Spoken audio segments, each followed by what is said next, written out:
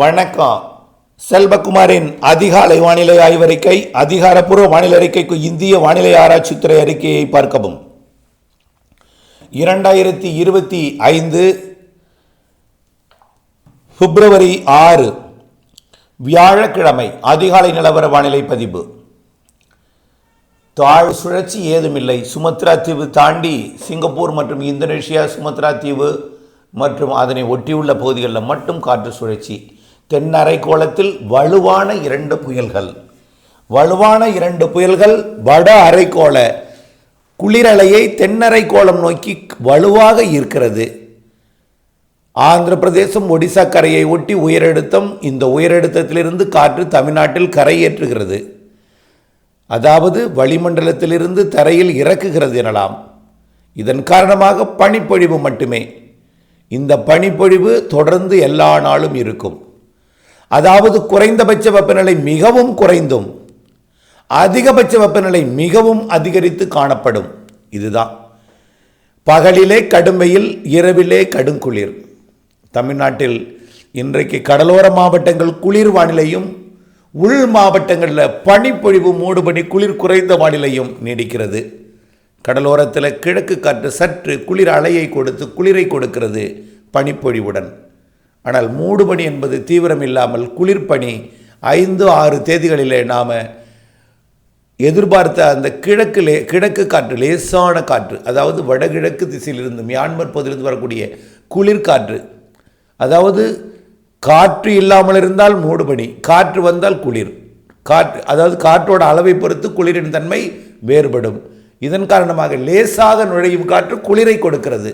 மூடுபனி என்பது குறைந்திருந்தாலும் உள் மாவட்டங்களிலே கர்நாடகா, ஆந்திர எல்லையோரத்தில் மூடுபனி காணப்படுகிறது.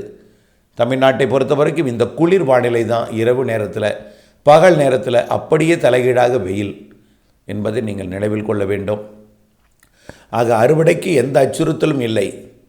தமிழ்நாட்டிலே நெல் அறுவடை இந்த தேதியிலேயே, அதாவது கடும் விளைச்சலில் கடந்த ஆண்டை விட 2 மடங்கு கூடுதலாக விளைச்சலினால் நெல் உற்பத்தி பெருகி இருப்பதாக தமிழ்நாடு நுகர்பொருள் வாணிப கழகத்திலிருந்து வரக்கூடிய செய்தி குறிப்பு தெரிவிக்கிறது. ஆக இன்னும் அறுவடை நிறைய இருக்கிறது. ஆகவே நல்ல ஒரு விளைச்சல். இதற்கு காரணம் விவசாயத்தை பாதிக்காத மழை இருந்தாலும், ஒரு சில இடங்களில் பாதித்தாலும் பெரும்பாலான இடங்களில் தேவையான மழைப்பொழிவு, பாதிக்கும் மழைப்பொழிவு இருந்தாலும் விவசாயிகள் அதை வடிகட்டி மிகவும் வானிலை அறிக்கையை கேட்டு சிரமப்பட்டு திட்டமிட்ட வேளாண்மை செய்ததன் காரணமாக இந்த நெல் உற்பத்தி. ஆகைய வேதாரண்யம் பகுதிகளில் கூட எல்லா மாவட்டத்திலையும் கூட எந்தவித ஒரு கடந்த ஆண்டை போல் இல்லாமல் இந்த ஆண்டு நல்ல ஒரு உற்பத்தி கிடைத்திருக்கிறது. அதுவும் இந்த ஆண்டு குறுவை இல்லை, எல்லாமே 2வது ஒரு போகம் நன்றாக விளைந்திருப்பதாக தகவல் கிடைத்திருக்கிறது.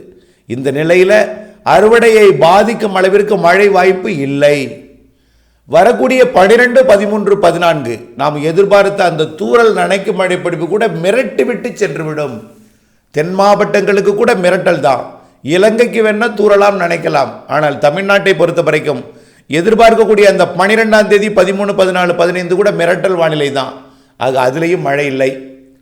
அடுத்தது 22, 23, 24 அதுவும் மிரட்டி விட்டு செல்லலாம் போல் தான் தெரிகிறது.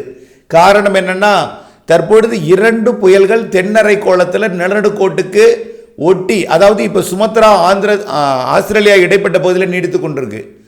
2 நிற்கிது அடுத்தடுத்தது. 2மே மேற்கு நோக்கி நகர்ந்து தான் அது தென்மேற்கு நோக்கி நகர்ந்து பிறகு தெற்கு நோக்கி நகரும்.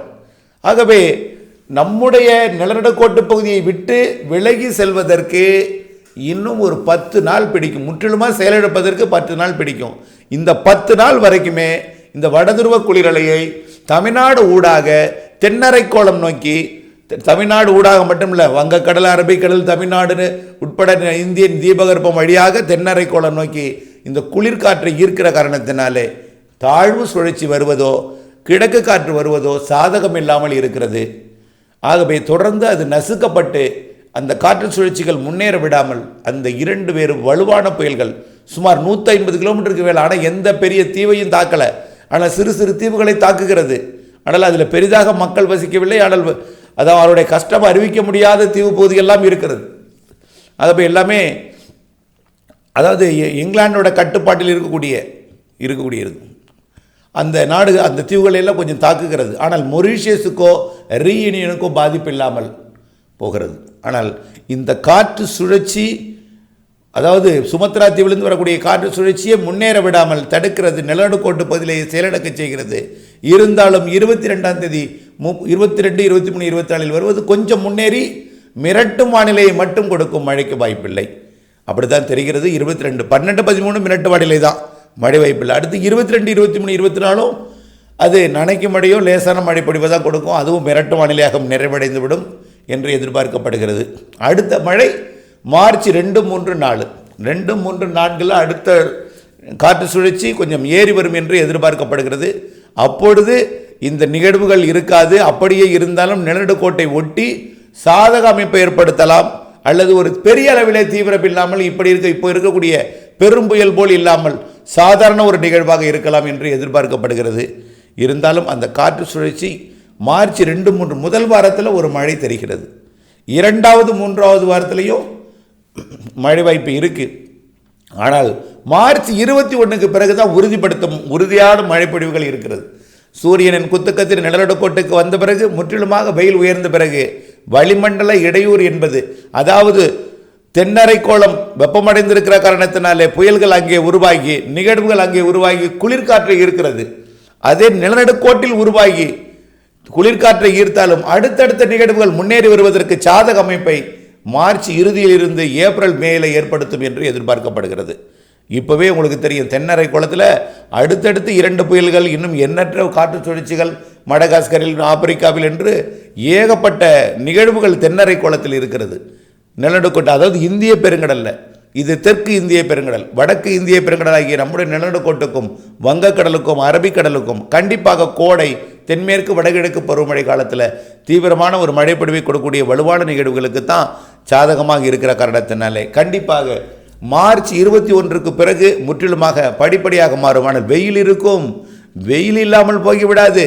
எல்லா நாளும் மழை, கோடையெல்லாம் மழை கிடையாது. வடகிழக்கு பருவமழை காலமே இருந்தாலும் எல்லோருக்கும் மழைப்பொழிவு ஒரே நேரத்தில் கொடுக்காது, தெரியுமா? அதே தான் கோடையில் வெயில் இருக்கும், வெயிலுக்கிடையே மழை இருக்கும். அதுதான் நான் சொல்லலாம். மழை 4 சிஸ்டமாக, மாதத்திற்கு 3 நிகழ்வுகள்.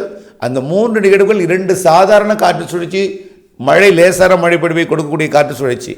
ஒரு நிகழ்வும் ஏப்ரலில் ஒன்றும் மேயில் ஒன்றும் வலுவான நிகழ்வாக இருக்கும் என்று ஏற்கனவே சொல்லியிருக்கிறோம். அந்த ஒரு வலுவான நிகழ்வும் மாதத்திற்கு தலா 3 நாள் தான். பாக்கி 27 நாள், 27 நாளில் ஒரு 4 நாள் சாதாரண தூறல் சாரல் 4 நாட்கள் இருக்கும். பாக்கியெல்லாம் ஒரு 22, 23 நாட்கள் வெயில் நாள் தான். வெயிலும் சராசரி வெயில், சராசரிக்கு சற்று கூடுதலாக ஒரு சில நாட்கள் ஏற்பட்டாலும், ஆனால் ஒட்டுமொத்தத்தை பார்க்கும் பொழுது சராசரி வெயில் இருக்கும். மழைப்பொழிவு கோடையில் இருக்கிறது, நம்பிக்கையுடன் இருங்கள். பிப்ரவரி மாதத்தில் பெரிய அளவிலே மழைக்கு வாய்ப்பில்லை, மழை வாய்ப்பு இல்லை என்று சொல்லலாம். மிரட்டு மாநிலம் தான் தெரிகிறது. பிப்ரவரியில் 22, 23 மட்டும்தான் ஆய்வில் இருக்கிறது. அதுவும் மிரட்டி விட்டு போய்விடும் போல் தெரிகிறது. மார்ச் 2, 3, 4 தூறல், நனைக்கும் மழை, லேசான மழைப்பொழிவுகள் இருக்குது.